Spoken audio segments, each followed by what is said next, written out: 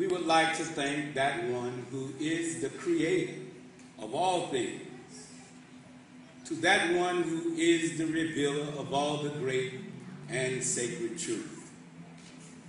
You and I, no matter how old we get to be in this world's life, we couldn't thank Almighty God enough for none of the righteous servants who come in a line of divine. We thank him for Abraham. We thank him for Moses. We're grateful and indebted to him for Jesus. We thank him for Muhammad. May the peace and blessings of Almighty God be upon these great and worthy servants of his. But in a new unit of time, in this present reality that we live, I would be remiss in my duty if I did not thank Almighty God for intervening into the affairs of the oppressed black man here, what we call the hells of North America, a man who was prophesied to come.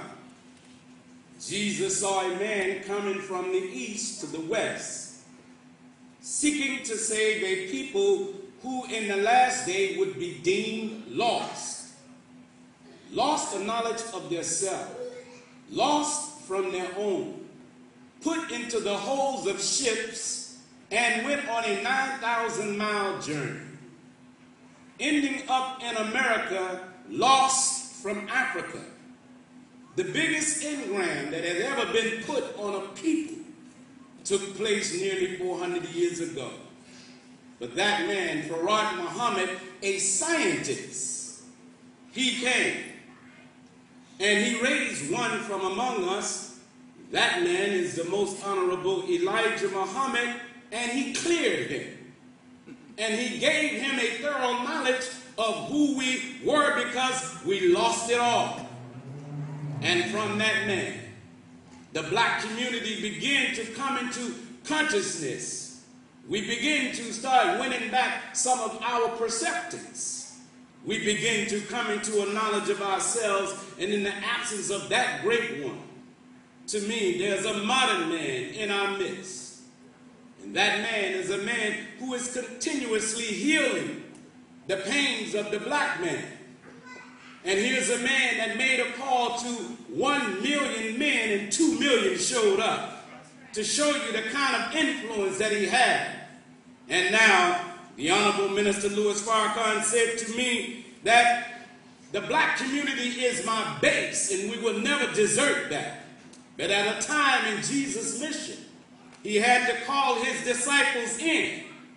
And he said, now that we have taught the lost sheep, now it's time to go into all the world. So I am honored to be a student and a disciple of the Honorable Minister Louis Farrakhan.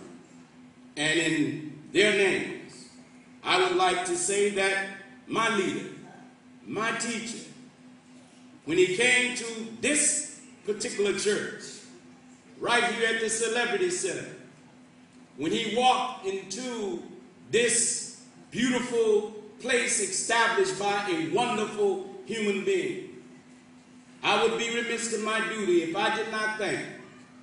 And I don't know if you believe what you have on your hand here when the Reverend Alfreddie walked through these doors. I don't believe you know what you have in that brother. He is a big door, and he deserves a round of applause because of him I live.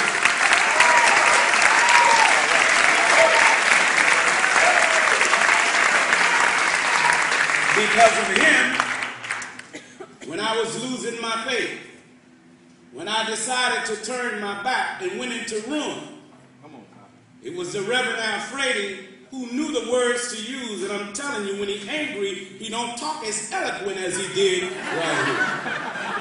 This man can cuss. He said cuss in the black community, but he spanked my backside. And he saw me wounded. And he said to me that I needed life repair. I didn't know what the hell life repair was. I just knew I was losing my life.